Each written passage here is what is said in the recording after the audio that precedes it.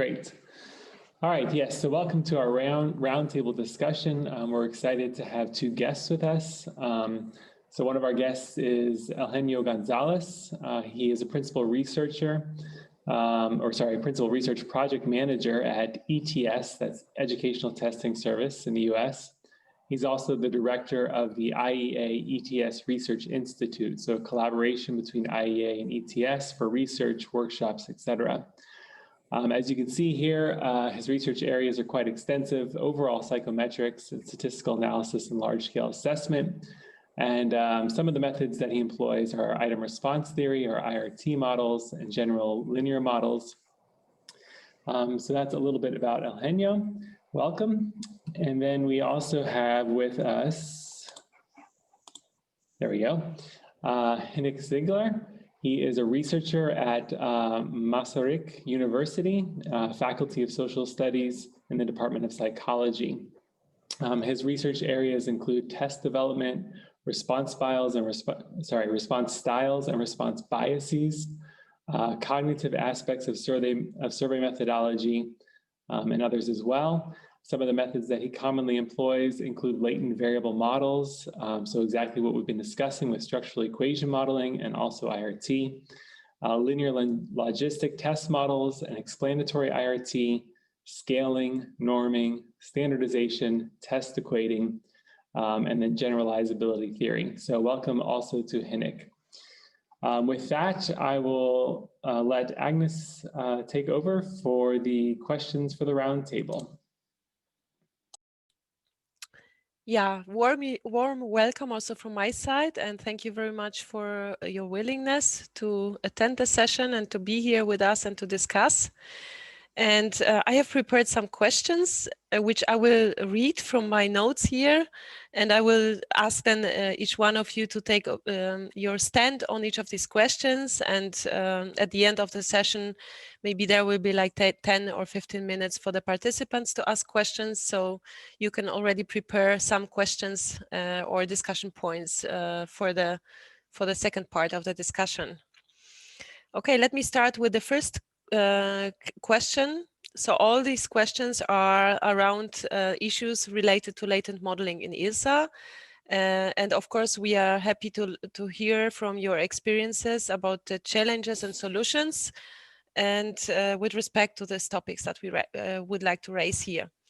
So the first one is on the role of theory in the creation of latent constructs. And I know we have discussed this a lot when we collaborated with Hynek Cígler on the construction of the Thalys scales, but also with Eugene, whom we also approached several times. And it was a vivid topic that we had in our discussion. So that's why I would like to bring it up here. An issue that occurs in the context of ILSA is that, in particular, in the context of secondary analysis, the question on how the scales are built. In general, latent aggregation has become much more widespread than it was a decade ago, for instance. And of course, there are more latent constructs created with every upcoming cycle of the most common studies. And this has some influence on the way the scales are built, because some of the items are being kept for trend purposes from one cycle to the other. However, in some upcoming future cycles, these items are being also used for creation of latent constructs. And the second occasion when this happens is when people are implementing secondary analysis, because of course they have to use the existing set of items. So they also then rely on the items and try to come up with some latent constructs. And my question would be to hear your opinion about how problematic is this deviation from the scientific rigor concerning the theory-guided approach. Maybe I'm also overestimating the problem. I don't know. Maybe you don't see it as such a big problem. What are the drawbacks of these changed procedures, and also which potentials do you see, or which advice would you give with respect to this to future researchers? And maybe I will ask Eugene to start, and then Hynek to jump in afterwards, and then we will switch the order for other questions. Yeah, so well, welcome and thank you for the invitation. You can hear me well, I hope. Yes, okay. So when I read the questions, I thought it's hard to say that there's no theory across the board. So if you look at all these large-scale assessment studies have a document that lays out, these are the questions that we're going to ask, and this is why. And usually the reason why they're asked is because there's some policy interest in the questions. And for example, the simplest one or the most basic one is, do boys and girls differ in their performance in math, in science, and reading? So we ask, are you a boy or a girl? And then we write it down and we report on that. So there's always some theory. There's always some theory behind each and every question, I would hope. We might disagree on the theory, and we might not like the theory sometimes, but I think there is some theory that goes into asking it's either policy interest, it's either we believe that construct is important in and of itself, or we believe that construct relates to achievement. So I think there's a common set of questions that get included and get asked, or not a common, but like a core set of questions that get included and get asked, and then comes the question of how do we? So we have a construct on reading enjoyment, for example. And we have 6 questions, and then the question is, how do we put them together, right? Do we sum them up? Do we take the average? Do we assume that there's some latent trait, behind it, and then we use all these techniques of latent trait? And that's perhaps simpler, right? But then we have a case of socioeconomic status, and then we have books in the home, and we have income, and we have profession, and then we have a list of things that people possess. And then the question is, how do we summarize the responses to this question? How do we aggregate them? Do we also assume that it's a latent trait, and we use these latent trait approaches, or do we just say, let's just sum up the things, and see how many things of, like if you have possessions, you have 10 of them, let's see who has the most possessions, and the one that has the most possessions wins. It's a highest status. You could also say, well, a car is more important than a television because it's more money. So then you could also add differential weights to the different things. So I think there's I guess I would not necessarily agree with that there's no theory. We might not like the theory, and there might be different theories that support. So I think that's one thing to and then once you're a secondary data analyst, then you cannot say, oh, you missed asking this question, but too late. You have the questions that you have, and then you have to deal with the questions that are there. So then we go to the topic of scientific rigor. Does it make sense to do that? To say, okay, I have this question, let me see what's here. And then I was thinking of 3 examples. One is, if I understand correctly, the discovery of the penicillin, which was actually 4 examples. The penicillin, which was discovered by mistake. So there was something else happening, and they were after something, and they said, this thing is killing the bacteria, and then they explore further, but it doesn't. The fact that you have no theory in what you're doing or that you're exploring doesn't necessarily invalidate what you're doing. Same thing with Viagra, for example. Viagra is a medicine a component that was in other things that they were using, and they noticed the side effect on men, and they said, maybe we can use this for erectile dysfunction. That's another one that it's one example that you will remember, that it wasn't intended as such originally, but it was something that people said, this seems to be doing this. Let's see what happens.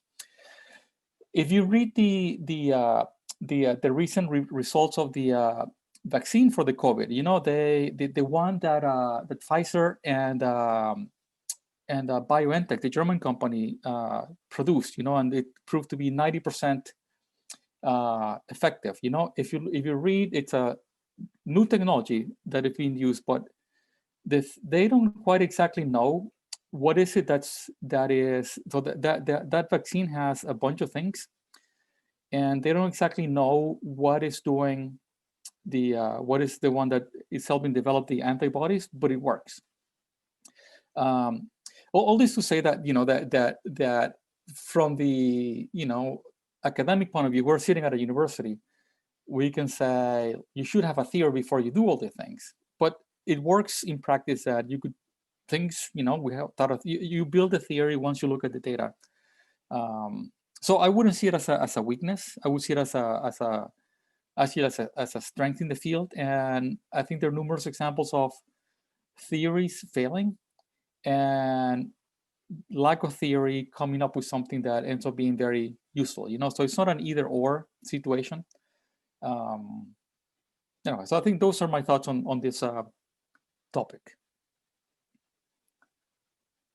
Okay, great. It's very interesting. I think Hynek will have some remarks that maybe not always agree with what Eugene said, but that's mostly welcome. So yeah, please feel free. Thank you for the invitation.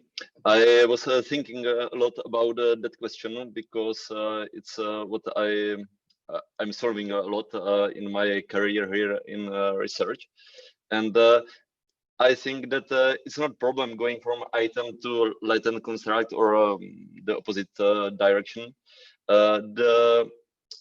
I think the main thing is that the measurement theory has to be in line with the theory of the content theory of the era. If I suppose that there is a latent construct, then I can use confirmatory factor analysis or some other latent modeling. But if I am not sure there is a latent construct and different items are just a manifestation of such a latent construct, I think we can still combine somehow these items, but the use of confirmatory factor analysis or IRT or some other models are necessarily wrong. I can show an example. For example, I remember one scale which was focused on the perceiving danger in the environment. In a school environment, there were questions like, there is a lot of, I don't know, stealing in my surrounding, and I feel afraid when I am going from home, from school back to home, and etc. And we can still combine such items to some general construct the dangerous environment, dangerous school environment. But of course, there is no latent construct which we can call danger, which causes the bullying, the stealing things, and I don't know, some other manifestations. It's not the manifestation of a single thing.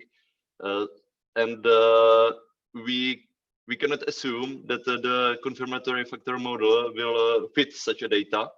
And I'm not sure if the weights of such items are in line with weights which are estimated using CFA. So I think we can combine items to get a construct, but only if we assume that there is a latent construct in our mind, in our social environment. And if it is not, we still can combine such items, but without CFA. I'm not sure if I said it, if it's yeah. Yes, I think it's completely clear to me, at least. So I see from your responses, I would say you don't disagree so much on each other, because from what Eugene said, I took that first of all, the problem is not such a big problem as probably some people might perceive it. And then that going back and forth between items and theory, it's not a problem per se, but it's more related to whether there is really a latent construct existing in reality or not. And this is a very good transition to the next question, because the next question focuses exactly on this point. Latent aggregation as an all-rounder, that's how I called it, because we noticed that there is a frequent use of this latent aggregation methods. And I would kind of call it that it can lead, I'm not saying that it's always the case, but it can lead to the sense of desensibilization towards the theoretical grounding of the latent constructs, because now latent modeling becomes such a fashion that many people just do it, well, not quick and dirty, but of course it's not the analysis focus. So they try to come up with some latent constructs because the major point of interest is, of course, on the structural part of the model.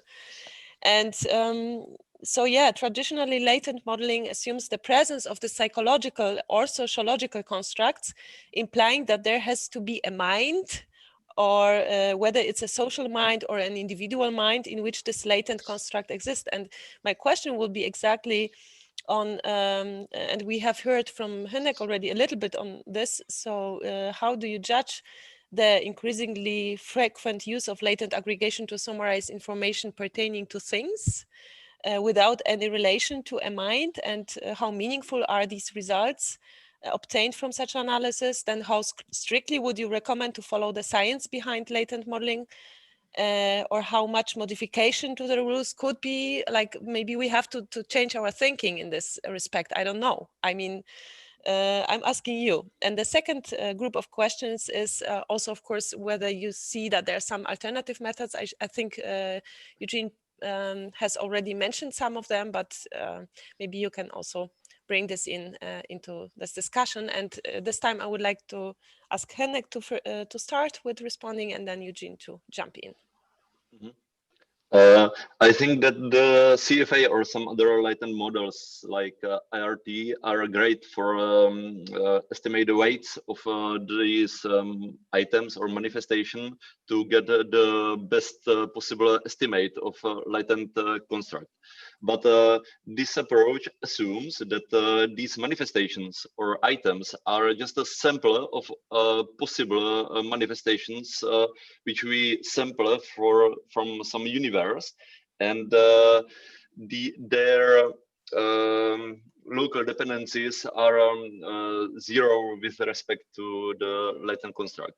If this is not true, then the estimated weights are not correct.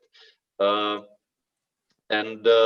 if there is no latent construct, I think then that the CFA approach or IRT approach or other latent modeling approaches estimates wrong weights, because in such cases our weights which we use in aggregation of these manifestations should be driven by a theory, not by the latent models, which is wrong if there is no latent construct. So we should use, instead of CFA, I don't know, some expert opinions about the item weights or some other approach, and not the CFA, because it's the real weights we want to use are not the same which the CFA approach estimates.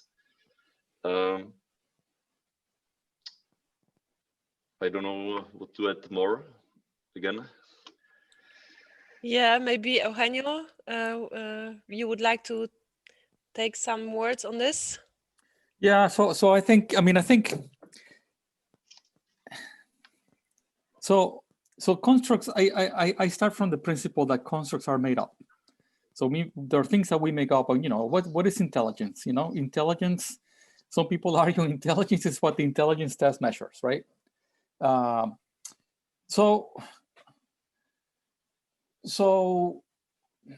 And we have manifestations of that, and that's probably an exaggeration. I think intelligence, it's beyond what the intelligence test measures, right? But in the end, we just don't know what the things don't really exist. These are useful ways of grouping behavior and grouping responses And we have these mathematical models that we use to say, it makes sense to group. If we take these manifestations, they all correlate highly with each other, either positively or negatively, right? So then the question becomes, so I think that that constructs are made up. They're useful ways of organizing things, behaviors and manifestations, and we call them intelligence, we call them danger, we call them SES, we call them multiple things. Interest in participating in civic activities, and we think that they're manifestations, behaviors, or expressions or responses that relate to that.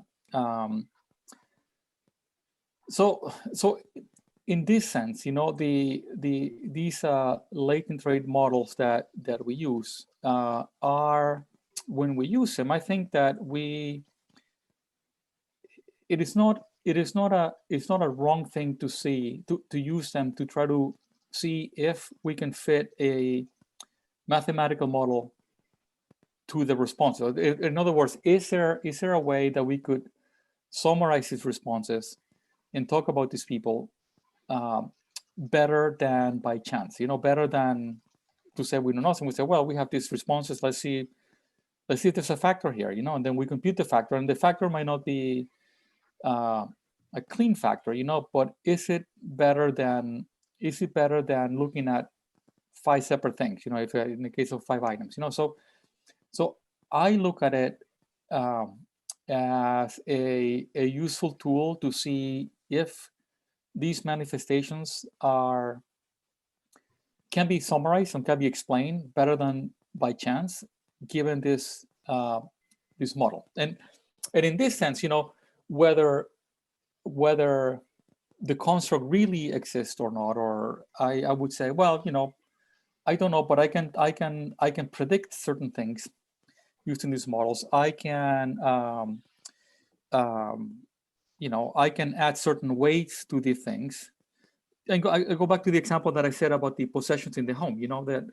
That maybe that there is something that we could call wealth, and that is having all the things and having education and having books in the home. And then we can say, well, it seems that the thing, that having a car is more important than having a telephone or having a television. It makes you, it's a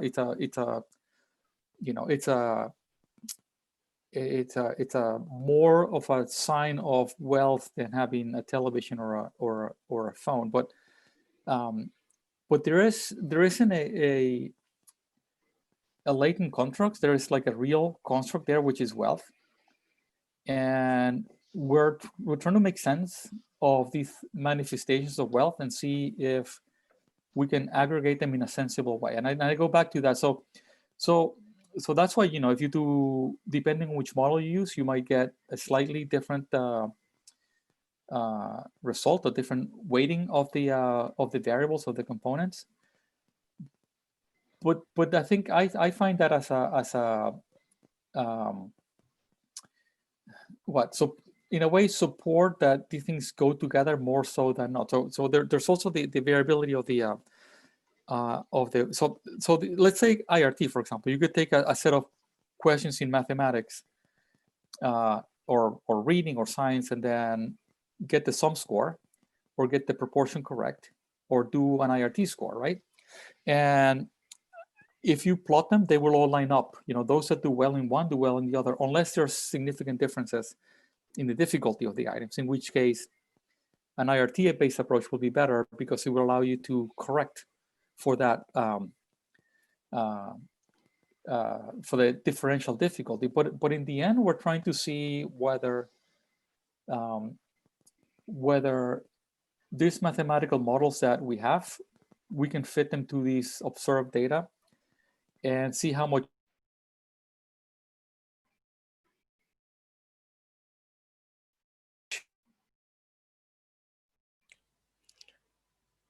Eugene is frozen. Oy, oy, oy.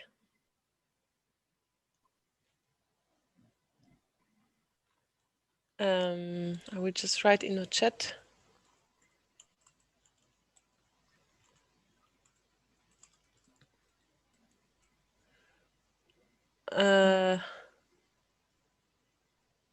Yeah, so he doesn't reappear. I don't know whether he has some connection problems.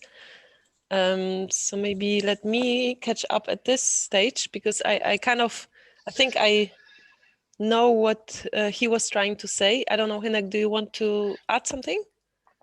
I wanted to react, but I am not sure if it's if it's a good idea without Eugen. Yeah, Justin, can you write an email to Eugene and figure out what is going on? He's left the meeting, so I think he'll be coming back shortly. Okay. I just say that if we have many items, say 20 or more, it does not make a huge difference if we use IRT or CFA or a simple sum or average of items, because they are highly correlated. The problem appears if we use a small number, say 3 or 4 items. And in such cases, the scaling approach is highly changed the estimation of the total score. And that's the reason why we should use a longer scale in all the cases. But especially with a small number of items, as I said, the CFA is not a good option. I can give an example. Once more with dangerous environment, school environment. If we have, for example, questions like in my class, there are physical bullying and verbal bullying and a lot of drug uses and stealing. We can still use a CFA to aggregate items, but as we have just 4 items and 2 of them are about bullying, we change the meaning of such scale to close to the bullying, not to the drug use or stealing or some other topics. And maybe this is not what we want to. Maybe the drug use is much more dangerous than I don't know, verbal bullying. Maybe not. I don't know. But this should be responded by theory, not by the CFA in such cases, because there is no latent construct, and these items are not just a manifestation of the same thing, which is an assumption of CFA. Okay, Eugene is back. You missed what Hynek was saying, but anyway, I mean, just feel free to finish, and then I will kind of sum up and come up with the third question. Go ahead. Yeah, feel free to finish what you were supposed to say. Me or? No, I think I understood that you were ready. Yeah. Okay. And then I just wanted Eugene to give the opportunity to finish what he was trying to say before he got disconnected. Yeah, I mean, I don't know where I left, but I think my main approach is that these are useful techniques that we have that helps us summarize and explain things that we see and observe and that end up being useful. Whether I am not too concerned about having the I think their constructs are made up, and then we use these techniques to see if we can put them together in a sensible way, and it works most of the time. Sometimes it doesn't, and sometimes doing this helps us build a theory, and sometimes this helps us support a theory that we might have. So again, I don't think I go back to like the answer to the first question, which is it's not an either or kind of thing, but we have a set of tools that help us make sense of the things that we see and we observe, and and gives them numbers and formulas that we can say, look, if I apply this formula, here's what I get, and I'm more right than wrong, or I'm right better than if I were just guessing on whether somebody's going to have a particular behavior, for example. Yeah, I think So I can briefly just summarize from this question. I think what I got from both of you actually is not that there is not a question whether to use latent modeling or not in a specific case, but rather, especially from Eugene, the question is how much of a mistake do we make, or how close are we really to reality? And it's not a question on whether or not, but rather on how much error we tolerate in our data and in our analysis. While you Eugenio were not in, Hynek just mentioned that he sees the problem as a greater in short scales, which so I would like to just stress it from this discussion, that I think that larger scales in general have less issues with the choice of the method. So I think that in summary, it's important which method we choose for which scales, but still the benefit is that we have more consolidated information rather than using just single items or or just summarizing by chance. And this leads me also to the third question, because I was also thinking, and I also heard some discussions on this, on the use of single items versus scales reporting. And my own thoughts around this was that discussions around reporting from ILSA pertain, among other topics, to the question how beneficial it is to summarize information for single items into latent constructs. And this certainly helps in some cases, like this complex psychological phenomena, but it also in other cases can have some drawbacks related to the loss of information. And one good example would be this scale on professional development, where you have these nuanced items on which areas teachers were receiving professional development. And I think for policymakers, it's very important to know whether the professional development, whether they lack the development in the area of pedagogy or maybe the subject. So the question is, like, when we leave aside the whole discussion on latent modeling versus other kinds of summarizing information, but just look at this fact, whether to summarize information is really beneficial. We would like to hear your opinion about the value added of latent scales, and a little bit, of course, was mentioned already in the discussion, but also the advantages of reporting from single items. And on the other hand, another question would be to learn from your experience whether you can think of specific examples or situations in which each type of reporting is preferable over the other. Maybe you have some experiences at hand. And also a third question is pertains to the lack of standardized procedures to analyze the cross-country comparability of items when they are not part of a latent scale. That was also very often critically discussed in many expert groups, that this difficulty to know whether an item is culturally sensitive or not when we don't have this environment of the latent scale. So maybe you have some ideas on how to approach this, or what is your opinion on this problem? So maybe this time Eugene may start, and then Hynek can follow up. Yeah, so there are many questions there, but if I told you that I went to a restaurant and I tried one dish, and it's an excellent restaurant, would you believe me? Right? Or if I said I went to a restaurant with 10 friends, and we each had a different dish, and everybody liked their dishes, and I say it's a great restaurant, so will you believe me more or less? So I think we need to think on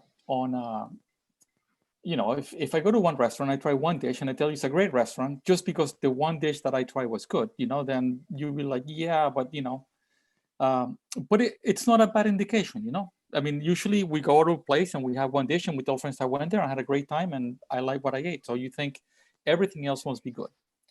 How wrong are you? You just don't know how wrong you are until you try the other things. So I think that I think it's it's usually the more the better. But if I describe somebody as male or female, right? That construct or that condition is easier to understand. You know, if I say somebody is male, female, so then just one question is enough, or one item. So I think, you know, it depends on the construct, depends on the what we're trying to say about what we are measuring or what we are investigating. I think also there's an issue of so obviously we want to ask more questions, you know, but then we have the issue of we have 1 hour, you know, and we want to investigate 30 different topics. And so now we have 1 hour, 30 different topics, 10 minutes of instructions. So now we have, you know, 2 minutes or so per topic. You know, so how many questions can we really ask? So it's a practical constraint, you know, in how much can we ask in a context of a large scale assessment, right? And then there's the other issue that comes up with, so we end up asking, in the case of TALIS, I think it's probably the one that you were referring to about teacher preparation and so on. So we ask 3, 4, 5 questions, and then we put them together. And now we have 30 countries participating. And we want to see how these 3 or 4 questions work the same way across 30, 40 different countries. So now we have 3 questions, each one with 2 or 3 categories. So there's a lot of error within each country, a lot of uncertainty about the construct within each country. There's a lot of uncertainty from each item. And now we have 30 countries, you know, that where we want to see if these things work equivalently. So, and you find that these are not equivalent. And then I would ask, are you sure that they're not equivalent? Or like how much of that non-equivalence could be just measurement error, uncertainty, sampling error, sampling variance, et cetera, you know? So, so I don't have an answer, you know, other than to say, you know, it concerns me when I see that you would have a 3 or 4 item scale, 30, 40 countries, and you run all these tests on it, and you find some things that says comparable or not comparable here or there, or you have different factor structures. And I wonder,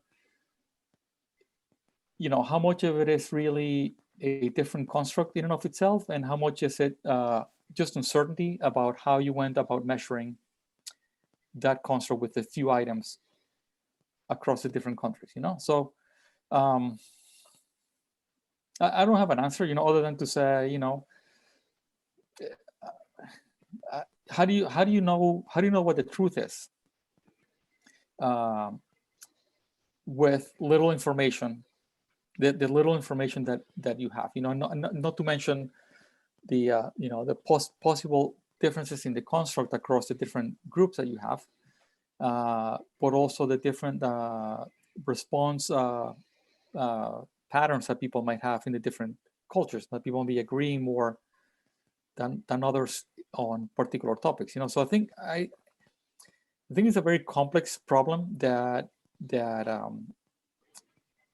you know, that needs to be solved, and we need to be aware of the uncertainty about discarding equivalence, but also accepting the equivalence between the instruments across the different groups, given how little we know about the people that we're asking these questions. Okay, now I will hand over to Hynek. Yeah, I think we have to take in account 2 things. The first is reliability, as Eugen said, of the measurement, and the second is the meaning of the summarizing items. In some cases, the single items could be even more reliable than the whole items. For example, if I ask, do you have a PC in your classroom? They have or they don't have, and that's clear. But if I make a scale, how much how much ICT do you have in your school, and some items like PC in a classroom, the PC room at all. I don't know, the notebooks in for each child. If I sum such different items, there are some could be even less reliable than the single items, the single sources items. So I think we need to take in account if we get more information from a single item or from the scale. And usually in clear items like the PC in a classroom, the single items would be more beneficial. And in a more latent construct, more fluid things like personality of teachers, the motivational attitudes, and so on, the longer scale would be more useful.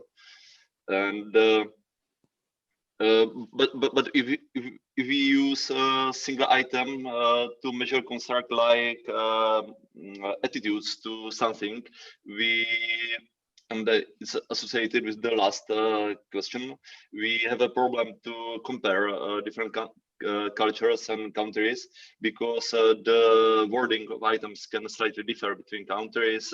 Even the response scale could be different. Strongly agree in a Czech language and in English or Turkish language, etc. could have different meanings.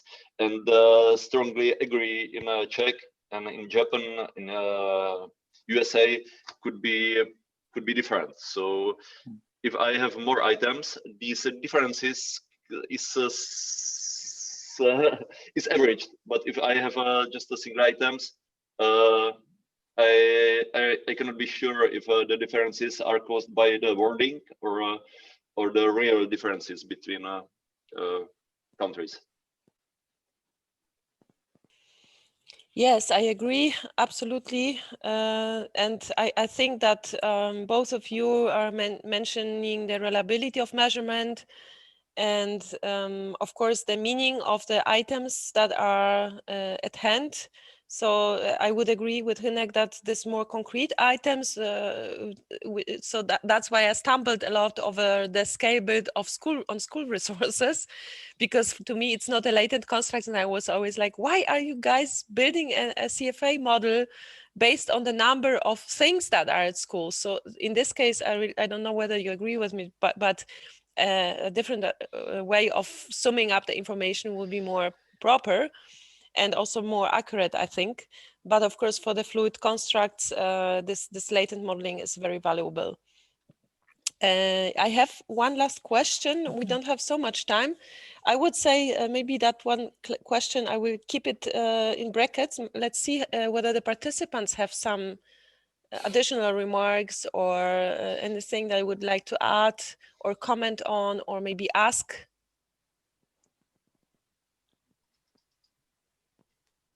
Well, somebody thinks so. You know, I think I forwarded to Agnes, and maybe you can forward it to them. There's a paper that somebody wrote about a tale of two theories. You know, where they talk about how, you know, how do we aggregate things? You know, I mean, I think do we count how many things people? You know, it applies in any field. You know that, you know, how much. Specifically the one that Agnes was saying, when you have possessions in the home, you know, do we assume a latent trait, or do we count how many things people have? The latent trait will give us information about the differential weight of the things. You know, whether having a car it's more important than or difficult than having a telephone or a television. But I think you know, it's something that we need to think about. You know, the other thing, when I first started learning item response theory, the professor was using it to create a fine motor skills scale. You know, so people that were coming out of the hospital with some sort of motor damage, and then he was using that to to see whether people could put a hat on, whether people could put gloves on, whether people could button their shirts or put a zipper in the jacket, and through that model, he was able to say, look, once you get to, if you can tie your shoelaces, that is a better sign that your motor skills are, and your hand-eye coordination is more advanced than if you put a hat on. Anybody can put a hat on. You can put a shirt on. But to tie your shoelaces, that's more complex, and more difficult. And you would assume that if you can tie your shoes, you can do these other things that are below it, like put a shirt on, etc. So you can, and I go back to what I was saying, that these models are useful to help us explain behavior that we observe, and then maybe establish some sort of a hierarchy in terms of what people do, and this could be in terms of behaviors or feelings or attitudes, knowledge, but it could also be actions, that people can take. It's buttoning your shirt more difficult than putting your shoes on? And how does that relate? How does that give information about the recovery of a patient, that's undergoing physical therapy or etc.? Mm-hmm. Yeah, and maybe we have like few minutes left. I would still like to ask the last question, whether you have some experiences on these discussions going on between some expressing the claim that for simple analysis, for understandable results, some struggle with the interpretation of the factor scores that are built from latent models, as opposed to sophisticated, advanced, and complex methods. So yeah, there's an ongoing discussion between the ones calling for simplicity, and then usually the researchers calling for more accurate and precise estimators. Maybe you have some experiences from this, and also from communication with policymakers or practitioners. Maybe you have some thoughts on this. And I don't mind either one of you starting this time. So whoever. I can. Okay. I think that the goal to keep analysis simpler, I think it's not a good goal, because if I use my cell phone, it works, and who cares how? I just call and I use it. So it's the same with analysis in ILSA measurement. We can produce, if we can produce reliable and valid numbers, meaning the scale scores. Who cares how they are constructed? But on the other hand, the approach, the scale construction has to be reproducible. We need to document, and if somebody wants to know the exact procedure, he should be use the original items and the original approach and simulate the original approach. So I think the scale construction could be quite complicated if it is still reproducible.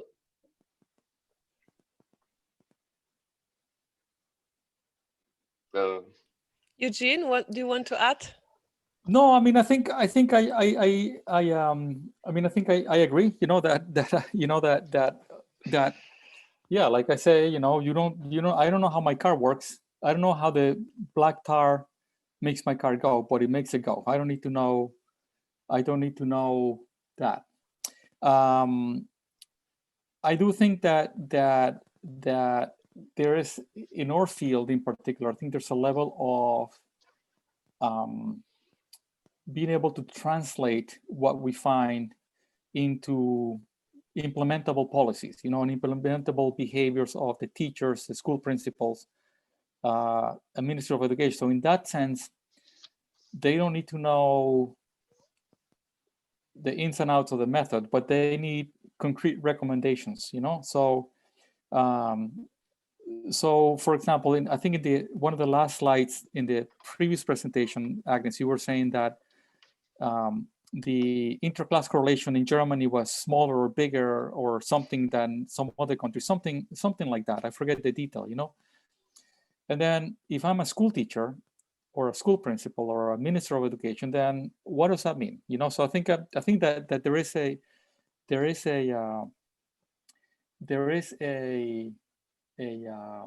step, that we're sometimes ignoring, that needs to be, think of we go through all the complications in all these large scale assessments to compute plausible values because of variance and, et cetera, with all these techniques. But then in the end, what we do is we say, okay, now we're gonna group these people into benchmarks or by proficiency levels. And now we do all this stuff.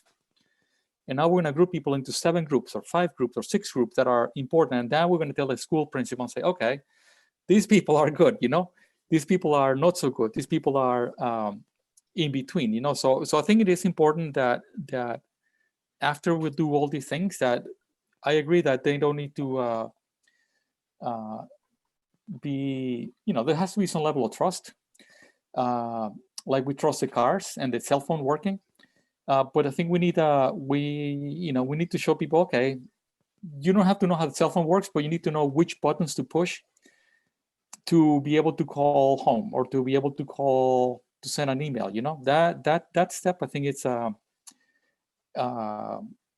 important step that we need to somehow get to, or I think address better, in terms of what is this, I wonder sometimes, so if I'm a school teacher, what does this all mean? Like, what do I do in my class tomorrow? There is a question from a participant, why policymakers still don't apply these approaches in their policies formulation? Is there any difficulties, complexity? What is your point of view? Mariam, would you like to explore on this question? Because I don't think it's really clear. Like, what do you mean by these approaches? Which ones? I don't know. I mean, I guess I think there's a bit of that everywhere in the world. Think of AIDS. Not too long ago, people were saying that. I think the president of South Africa was saying that if you just take a shower, you get cleaned and you don't get infected. So I think there's a struggle. I mean, think of the virus now. People say it's not so bad. Even here in the United States, some people, you have half the country saying this is a hoax, this is not so bad, and you get the other half saying, yeah, like you can't leave the house, you can't do this, you can't do that. So and then there's the lack of understanding of how these things happen, and yeah, I mean, I think in the case of medicine, there's less uncertainty. If you think of the vaccines, you think of the vaccines for the flu, the success rate of they work 40, 50, 60% of the time. So basically, you have 100 people taking, it only works for 50 of those people, the vaccine. So somebody could say, it doesn't work, and somebody could say, no, 50 is better than nothing. So I think that there's a and that's sort of like what I was alluding earlier. There's like a political, social level to these things that needs to be addressed. Like how, let's say somebody uses SEM, and then how do they translate it? And then, unfortunately, many times the SEM results don't get translated properly. So people are like, I don't understand. Like, what do you mean the vaccine works? Like, explain to me. And there, people don't understand that, so people don't take vaccines. And you have people saying, you have anti-vaccine movements with COVID and with other diseases, as well. Yes, so thank you very much. I think with an eye on the watch, the time is very much progressed. I think I would like to close the session I hope we are still recording. Yes, because I would like to have I think it's very nice conclusion. You just mentioned Eugene before about trust, and I think that's really a very good point. I agree completely with you that this discussion on having simple analysis, etc. I also don't like it. So my heart is more on the researcher's side, and I also very much agree with that it's important to communicate the results to policymakers, and I think that might be also one of the reasons when in countries this is still not an evidence policy, it might be a lack of communication still, and of course some policymakers and stakeholders still have to learn on how to get information from this from the reports and from big studies. But I think it's important that everyone is doing his job and that we are granted with trust from the side of the policymakers. They don't need to double check whether we did a good job or not. They need to trust us that we did a good job and we have good communication skills, and trust also the policymakers for their reform. I mean, it's nowadays a really hard job to trust policymakers, I know. So, but yeah, I think trust is a very good, a very important precondition for all this to function well, and yeah, for the society in general. With this, I would like to thank you very much for this interesting discussion and for bringing up in this different point of views, more statistical, psychometric view, more practical view, which I think is very enriching to our participants. And we will, as I mentioned before, we will circulate this on social media, and I hope that many practitioners and stakeholders will listen to it, because I think they can also benefit from some views that we have provided here. Thank you very much, and I'm just saying goodbye. And hopefully see you at some point in the future, physically as well, and not only virtually. And yeah, greetings from the whole Randa team to both of you. Thank you. Goodbye. Goodbye. Yes, thank you.